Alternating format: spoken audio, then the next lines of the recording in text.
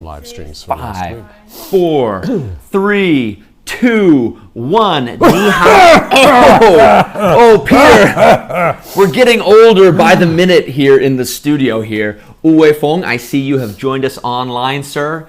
Congratulations. First of all, thank you for joining. And just like your name, you have reached the peak of English learning. So now here, once you learn enough English, you probably have already realized English can be strange, and we love to have a lot of humor in English. We'll learn some jokes today about how to talk about getting older. Okay, so here in Taiwan, do people tease each other about getting older? If they do, comment below. The first question today in our poll is, take it away, Peter. You might need glasses for this one. Yes. Do you feel old? Do you feel old? We don't care how old you are on your birth certificate. What we care about is, do you feel old? Yeah. I'll tell you, some days I feel really old. I wake up and I feel really tired. But then other days, I don't know. I think I feel young. Today, Sure, yeah. It can vary. I generally feel... It's a good question. And you're right, it does vary sort of. Yeah. But generally, I feel younger than I am. I see. Which is a little dangerous because I'm not that young. he's only 19. Sometimes, yeah, exactly. Now- See, and I feel like I'm 12. So the problem, no. But yeah, if you feel younger than you are, in a way that's good, because, you know, who would like to feel young, that's good. But it can also lead you to do things that your body can't quite do anymore sometimes. Motorcycles, skateboarding. Be very careful. Jumping off of tall buildings, the like, you know, swinging from trees to trees. So it's a mixed blessing. It is. Now, we're in our poll here. The third option is, what did you say? So I like to... it's good to see that many of you have kept your sense of humor. Okay, let's jump into it. What is the best or the worst thing about aging? If you're feeling old, what's the worst thing? But what's the best thing too? I'd love your wisdom. Practice your English. This is the time. Let's give them some vocabulary here. Sure. We know the word aging, right? It's just the word age turned into a verb. Right. To age gracefully, though, is a little expression maybe you've heard. Gracefully means make it look good. If a dancer is graceful, they can move beautifully. If you age gracefully, you just make getting old look good. Right, and it has this general meaning, in addition to what John said, it has this general meaning of being, it's kind of a stereotype, but not really. There's this feeling of, as people age, they get more grumpy. They get more kind of short-tempered, and, you know, no one talks about mean young men. It's always this mean old man down the street. He, you know, shouted at me as I was walking my dog past his house today. And so there's this kind of stereotype about how you age, you get older, you get more bitter, you know, life wears you down, all that sort of thing. And so the phrase to age gracefully is sort of the opposite of that. It's someone who is old, getting older, aging, but is still polite, is still outgoing and kind to people. Not mad about it. Again, we're trading in stereotypes, but that's where the language comes from. We also, when we say, oh, Grandma aged so gracefully, Grandma's not pretending she's young. She's not trying to look 20 again. Yeah. She's not putting on the skinny jeans and, you know. And she's just aging gracefully. It's great. It's a gift to age gracefully. Right. It's embracing that you are getting old, instead of, like he was saying, trying to deny that you're old. There's the great proverb from the Bible that says that old people or young people, their pride is in their strength. What can they do? But for old people, their honor is in their white hair. So they just, you know, they've survived, they've been blessed. Okay, now we have a joke. So if you have older friends or younger friends, you can tell them age before beauty when you're doing something like going through a door. So if two people are going somewhere and someone has to go first, one person can jokingly say, oh, age before beauty. So they're saying, because you're old, you can go first. Right, because and the joke, of course, is that they may be only 2 years older than you. That's right. Or, you know, just that there isn't a big obvious difference, just a technical difference that, you know, John could say that to me if we're going out to get a hamburger or something, and we come to the door of the restaurant and he says, you know, after age before beauty. Age before beauty, because I am older than John. But not significantly older. Right. So this is a good one for your college friends. where, if you've grown up together and there's someone who's like a good age, you can say, oh, age before beauty, please order first. So have fun with that one. Okay, let's talk about some words that can be used to describe an elderly person. The first is an antique. Now, don't call your auntie an antique, but it's a good word. It's call yourself an antique. Not really something you want to call a person. It's something you call a table or a couch. Yeah, an antique is usually something that's very old, right? Yeah, Maybe it's been in your family for many generations. It's an antique. It's usually a thing. Yeah. It's not a person. But if you're joking, you could say, oh, my back hurts today. I'm such an antique. Have fun with it. Again, we are not encouraging disrespect here. So know who you're talking to when you use these jokes. Now, here's a phrase you'll find in English literature. Get ready. We're on the peak of the mountain here. Curmudgeon. A curmudgeon. A curmudgeon or a curmudgeonly old person is someone who is grumpy. Is someone who is not aged gracefully. No. They're a curmudgeon. They yell at you for, they say, get off my lawn. Right. Get off my lawn. They take a pessimistic view, a sort of negative view of pretty much everything. Yeah. Writers sometimes will be described as curmudgeonly, having the aspect of a curmudgeon, because they may be good writers, but they will always sort of write about the negative aspect of something. And so they get a reputation of being a curmudgeon. Curmudgeon. And it is easy to be grumpy as we get older, right? Things start hurting that shouldn't, right? Just, there's a lot of life we've experienced, so it's easy to become a curmudgeon. There's another phrase, I bet you've heard about it. There's an animated show called Over the Hill. Oh, no, excuse me, King of the Hill. King of the Hill. Rewind. Over the hill is another way of describing you're old. You've gone up to the top of the hill, like the name of our friend, ooh, and now you're over the hill. You know what? You're not getting any younger is another way to say that. Yeah, you're over the hill. Oh, there's so many ways to talk about aging, aren't there, when you think about it? Yeah. It's a good metaphor. Over the hill. So over the hill we all go, hopefully. There's another term here, senile. Okay, this comes from a Latin word, senex, S-E-N-E-X, where we get the word Senate, believe it or not. In the U.S., there's the Senate, which literally kind of meant the old men who would decide things in a city. It's not that way anymore in politics, of course. But senile means to be elderly, and often showing your age because your thinking begins to slow down. Right, and it's an important distinction to make. Senile is not the same thing as dementia. No. Dementia, which is like Alzheimer's disease, that is a disease that you tend to get when you're old. But senile just means the general effects of aging. In general, as you age, your memory isn't quite so good, your reflexes aren't quite so good. That's more what we mean by senile. That's Dementia, Alzheimer's, that's a different thing. I'm laughing at Selena's comment. How about over the rainbow? Over the rainbow. Yeah, I've never heard anyone described as over the rainbow. So you can think about that one. Yes, over the rainbow is kind of like a dream, right? The famous movie The Wizard of Oz has a song, Somewhere Over the Rainbow. So that's like in dreamland. So you could say, oh, I'm over the hill and over the rainbow. I'm getting senile. Now, senile would be things like forgetting your car keys, which I think I'm senile already. Or forgetting someone's name. Yeah. Forgetting an important date of some kind. I'm senile already. Done. Not being able to read as quickly or write as quickly. Just a sort of general mild loss of sharpness and such. Yeah. Getting older. All right, so let's talk a little bit about culture and getting older. It's a stereotype in the U.S. that older folks go and live in a separate home away from their children sometimes. I think this is one of these discussions between East and West. I'd love to hear your thoughts for our discussion question 2 here. What do you think about the process of aging? It's not always something we like to talk about, but it's really, really important in our families and in our own lives to think ahead to the future. If we're blessed enough to get another 20, 30, 40, 60, whatever years, we're going to get older. It's part of the blessing of a long life, getting older. So how do you plan for that? How does your family talk about it? There's a phrase you'll see, a retirement home. I'm sure we have them here in Taiwan too.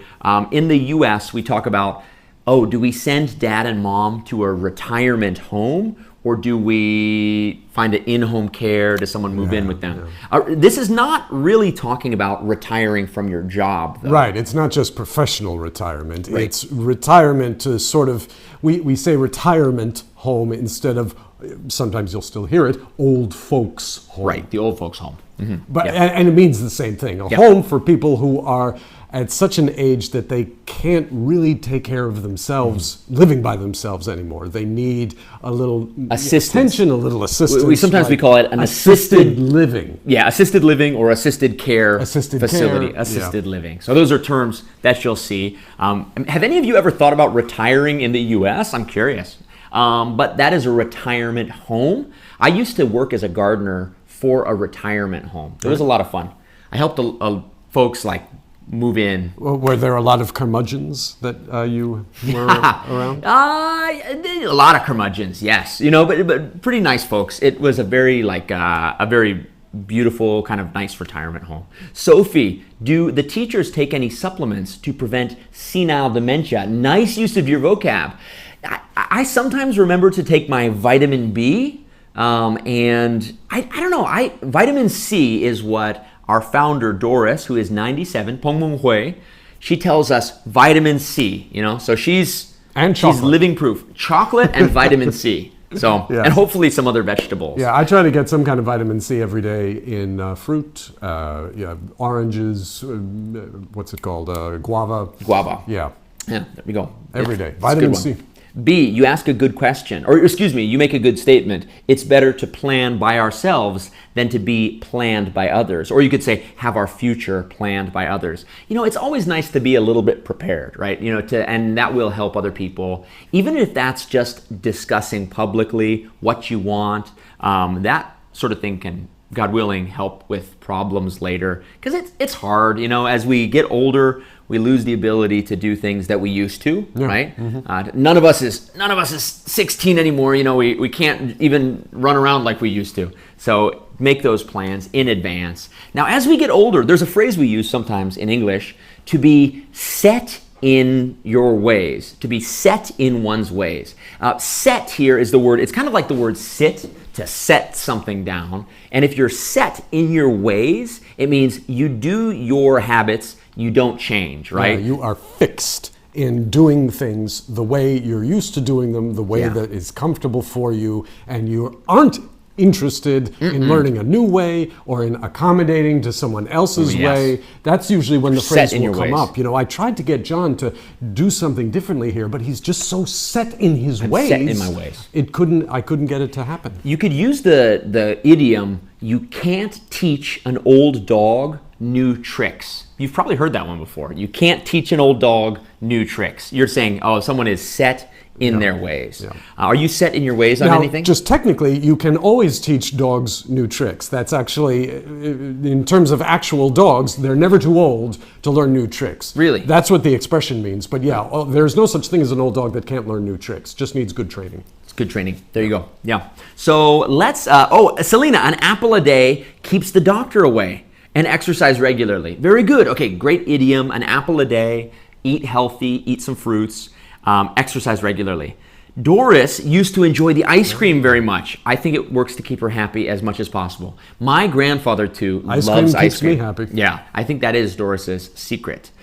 B, does it mean to be stubborn? Exactly. Yes. Stubborn. I'm set in my ways. Yeah. Very often overlaps with curmudgeon. Mm-hmm. There's a phrase, to set your mind on something. To set your mind means to be determined to do it. Very good job, guys. Good practicing. Sophie, hi. Selena, do you mean use Apple phones every day to keep doctoral degrees away? I learned that one too. An apple a day keeps the doctorate away.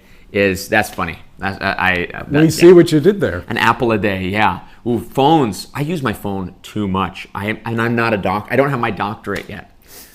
So, all right, let's learn a few other phrases about the word old, okay? This is our speed round. Get ready. Get your pencils out. Selena. Okay, first of all, old. How old is someone? Oh, Bobby. Too old. Bobby is too old. Bobby is as old as Methuselah, okay? You'll see this in the vocab below. Methuselah.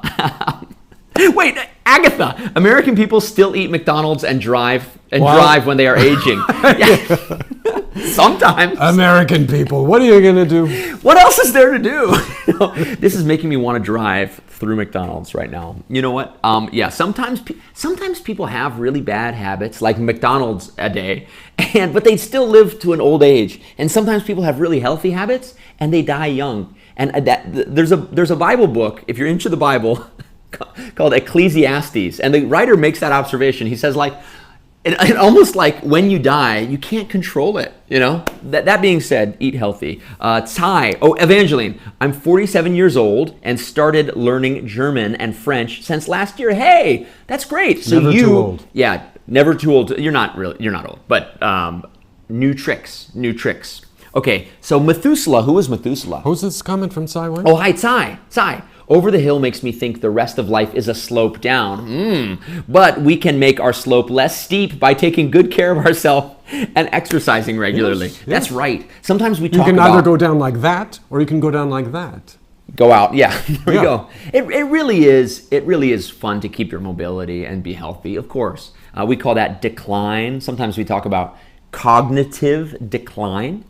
As we get older, fight cognitive decline by learning English or something like that. That's senility. That's a cognitive decline is a good description of senile. There's a man named Methuselah. So going back, old as Methuselah, what does that mean? Methuselah is one of the oldest recorded living people. He lived hundreds of years according to the Bible. And so we talk in English when we say as old as Methuselah, we mean really old. And so there are other stories of people that have lived just super long. Methuselah is sometimes a name. If you come across it in fiction, the person is trying to convey that this is an old very character. Old person. Like old Methuselah. You know, the cat is named Old Methuselah, and I kind of think, haha, it's an old cat. So, okay, well, friends, we're right here at the end of our time. Let's just learn 3 more vocabs. An old timer, the old, and the old guard are 2 of them. If someone is an old timer, it means they've been around for a long time. They've seen the old times. They were in the old times. The olden days. Yeah.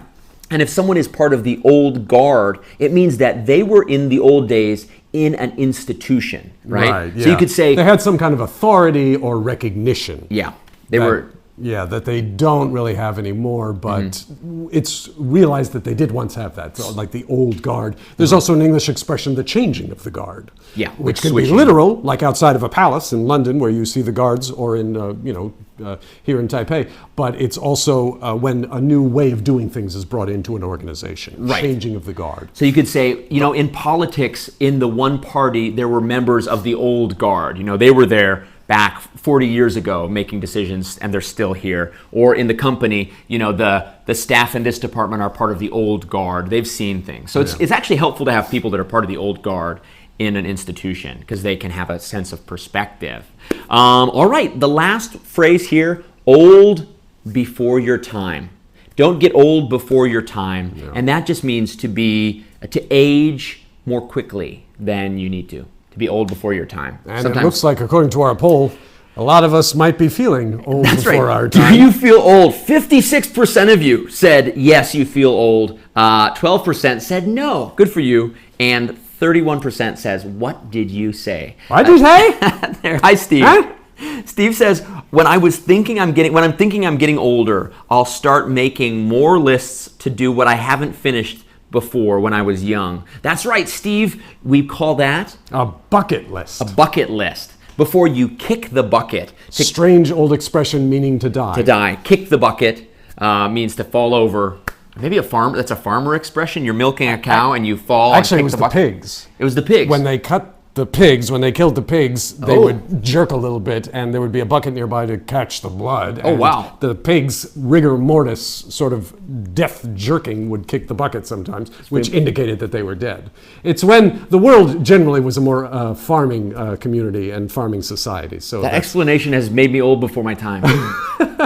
Anyway, that's what it means. Yeah. Also, a good movie with Morgan Freeman and Jack Nicholson, The Bucket List, from which the expression comes, what you want to do before you die. Like bucket list. Visit the pyramids, or, surf on a volcano or something, usually kind of crazy and bigger than life. What's on your bucket list?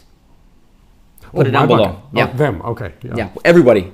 But put your bucket list below. Practice your English. Does anything make you feel young or old before your time? We'd love to practice with you. God bless you guys. With some news. I am starting to be one of the hosts on Studio Classroom, it's looking like. So I may not be able to be in our, let's see, we're in the month of April. Right. I'm getting senile. And in the month of May and on, I may not be able to be the host here. So I have really appreciated Peter taking over. And I will see you around. You can find me on SC Bible Talk or Studio Classroom. But at this point, don't look back. Keep on practicing your advanced English. Thank you so much. I'm really proud of you guys for the level you've reached in your English. I hope it's more fun at this point. I think it's more fun the more you know of a language. Oh, absolutely. Yeah. Okay, we'll see you next Monday. For now, adios.